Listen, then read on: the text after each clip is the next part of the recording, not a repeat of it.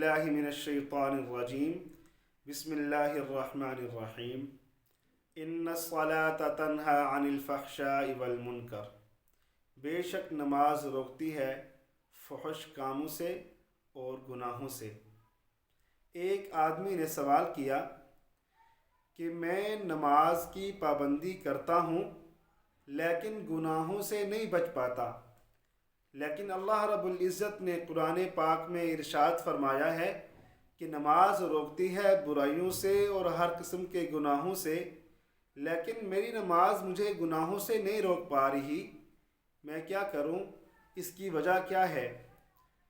اس کو میں نے کہا کہ میں آپ کو ایک مثال دے کر سمجھاتا ہوں کہ ایک بندہ بیمار ہے اور وہ جاتا ہے ڈاکٹر کے پاس دوائی لینے کے لیے، علاج کرانے کے لیے، اور ڈاکٹر اس کے لیے دوا تجویز کرتا ہے، اس کو دوائیاں دے دیتا ہے اور اس کو کھانے کی طریقے بھی بتلا دیتا ہے، استعمال کرنے کا طریقہ بھی بتلا دیتا ہے۔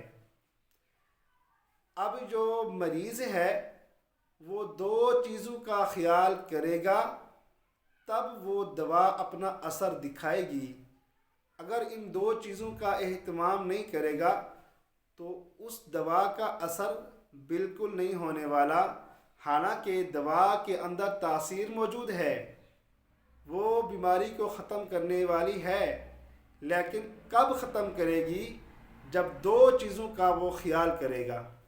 نمبر ایک، جو ڈاکٹر یا حکیم نے اس دوا کو استعمال کرنے کا جو طریقہ بتلایا ہے کہ دوا کیسے استعمال کرنی ہے، کتنی مقدار استعمال کرنی ہے اور کتنے وقت استعمال کرنی ہے، جب اس چیز کا اہتمام کرے گا تب جا کر اس دوا کا اثر ہوگا۔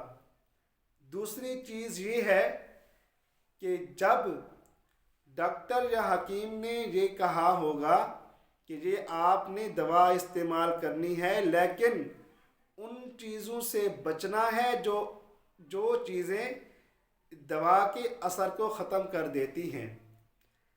نمبر دو پہ کیا چیز ہے کہ وہ چیزوں سے بچنا ہے، ان چیزوں سے پرہیز کرنا ہے جن چیزوں سے ان دواؤں کا اثر ختم ہو جائے، ان چیزوں کو ہم نے چھوڑ دینا ہے، پھر جا کر اس دوا نے اپنا اثر دکھانا ہے۔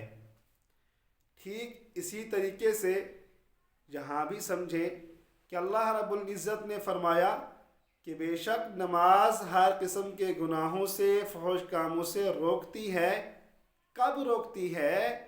یہ اس وقت روکے گی جب ہم نماز کو سنت نبویہ صلی اللہ علیہ وآلہ وسلم کے مطابق پڑھیں گے، جب ہم نماز کی آداب و شرائط کا خیال رکھتے ہوئے ہم نماز کو ادا کریں گے، تب جا کر نماز اپنا اثر دکھائے گی۔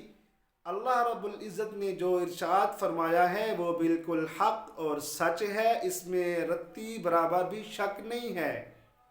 نماز بے شک اپنے اندر روحانی طاقت رکھتی ہے گناہوں سے، فحش کاموں سے، برے کاموں سے روکنے کی، لیکن یہ کب روکے گی؟ جب ہم نماز کو سنت نبویہ صلی اللہ علیہ وآلہ وسلم، آپ صلی اللہ تعالی علیہ وسلم کے بتائے ہوئے مبارک طریقے کے مطابق پڑھیں گے اور تمام آداب اور شرائط کا خیال کرتے ہوئے پڑھیں گے، تو انشاءاللہ تعالی نماز ہمیں بے شک گناہوں سے بھی روکے گی اور فحش کاموں سے بھی روکے گی۔ اللہ پاک عمل کرنے کی توفیق نصیب فرمائے۔